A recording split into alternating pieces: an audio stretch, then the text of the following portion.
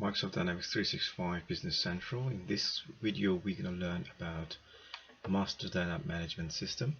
Basically, with the Master Data Management function in Business Central, you can sync master data across several companies in the same environment. And you can have different capabilities to manage master data. Obviously, you can subscribe a company to data of another company. You can define the tables and fields to synchronize.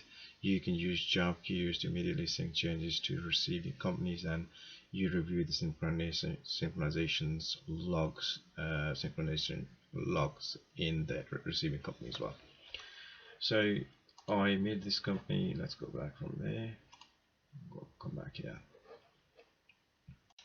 So I made this company. I use Dynamics _no data, which is just the empty company. So if you click chart of accounts, you can see that obviously it's empty. There's nothing there. So we're going to use master data management setup to synchronize data from another company. So let's say the source company. So source company is the company where we're getting the data from. So I'll use the Kronos UK Limited, and the destination is this one. And you enable data synchronization, and that will start the process. It's going to say the synchronization data from company Kronos is enabled. To review the tables and fields, obviously you can review that.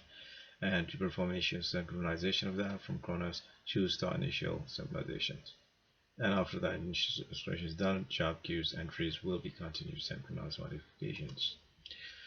So first thing is first, if you want to start right now, you can click start. It's going to start full synchronizations and matching based coupling as well.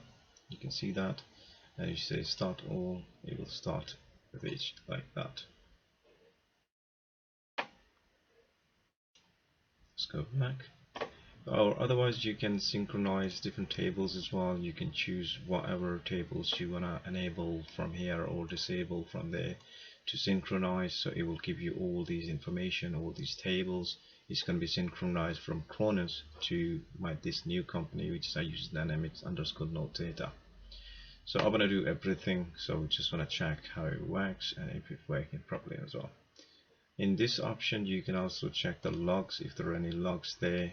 At the moment it started like that, and obviously the synchronization is not started. It's integration synchronization job is ready, and it's starting. It's going to start doing it. So when the logs are, when the synchronization is done, obviously we can see the logs as well. That's the job queue. You need to check the job queues if there is any jobs available, so you can see all the jobs are on hold and it's getting ready for this one. And obviously that's in process as well, so it can be on hold or it can be ready or in process, or in hold, and with that as well, with the option.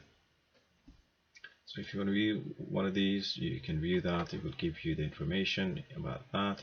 Set the status to ready, set on hold, restart, run queue. That's in regards to the job queues. You can say that. Integration synchronization, job runner, and that will give you about the information about the jobs. Let's go back. You got different options here to export setup or import setup and synchronize the modified records, or use default synchronization setup. And in others, obviously start initial synchronization and synchronization job queue entry, and synchronization tables and everything. So this is how it works. When it shows that it's done, it's successful, it's showing that it's done.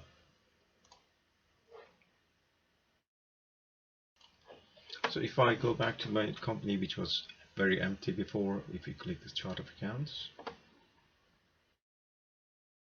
you can see the information is multi-tables are here from Kronos company, which is synchronized from other side of the Kronos company to this company. So that was source company and this is the destination company.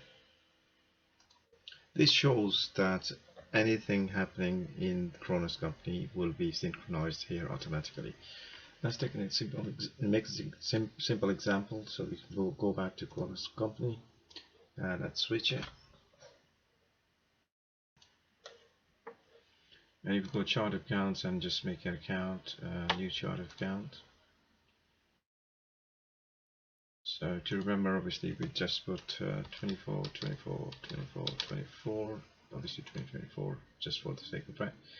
And I'll put as, for example,